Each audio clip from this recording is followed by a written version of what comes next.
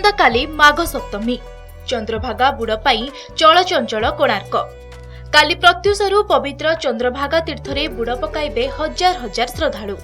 एथिपाई तिनि ठाकुरंक सेवक मानक उपस्थिति रे सरिछि नीति निर्घंट। आज रात्रि रे तिनि ठाकुर विमान रे विजे करी रात्र 1 घटिकारे कोणार्क एनएसी भोग मंडप रे भोग खाइबे।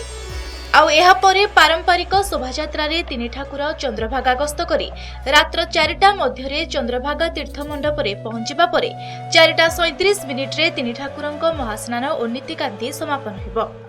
परे समस्ते साधु संत और भक्त माने बुड़ पकाइबे। प्रतिवर्ष परि चलित वर्ष बुड़कू श्रृंखलित करबा पई तीर्थ पुष्करणी खनन होईछि। तेबे बुड़ पई समस्त प्रस्तुति शेष पर्यायर थिबा बेले पुरी जिलापाल मेड़ा पड़िया और तीर्थ पुष्करणीर स्थिति समीक्षा करिसेंति।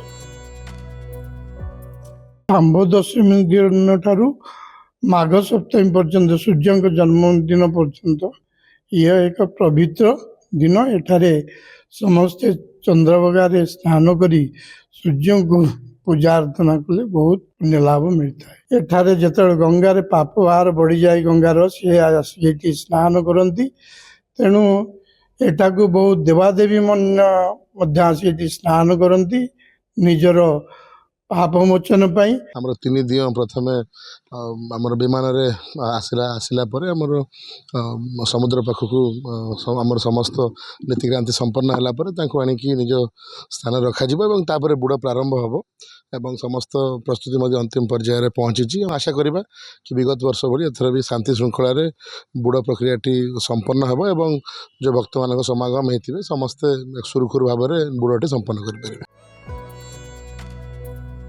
पौराणिक मतरे एही दिन रे सूर्य भगवान जन्म ग्रहण करथिले। एही दिन रे कृष्णंक पुत्र सांब चंद्रभागा नदी तटरे तपस्या करी श्राप जनित रोगरु मुक्त होइथिले। तेणु श्रद्धालु माने निज परिवार को रोगमुक्त रखिबा पई चंद्रभागा तीर्थरे बुड़ पकाई सूर्योदय दर्शन करथांती। भगवान सूर्यनारायण एक पवित्र क्षेत्र जो क्षेत्र में द्वापर जुगे सांब ए जगार कुष्ठ रोग मुक्त होते। तेणु अनेक भाव में पौराणिक किंवदंती रही विभिन्न शास्त्र में कपिल संहिता ठारू आरंभ कर स्कंद पुराण में एक कथा रही। तेणु ये सब जिनिस को आम किपरि भाव में लोकलोचन को आनिबा ये गोटे महत्वपूर्ण तीर्थ समग्र भारत मध्य जानू एवं भारत वर्ष समस्त श्रद्धालु माने एठाकू धावमान हुंतु यही आमर कर्तव्य। निश्चित भाव में बुड़ पकाइया प्रयास करिवो एवं प्रतिवर्ष मध्य बुड़ पकाऊ।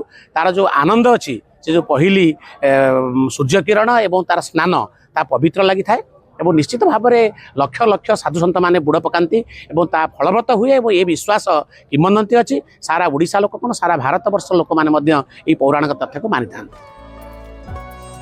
पवित्र बुड़ पाई कोणार्क को हजार हजार श्रद्धालुंक आगमन हेलानी। कोणार्करू मानस खंडुआलंक रिपोर्ट नंदीघोष टीवी।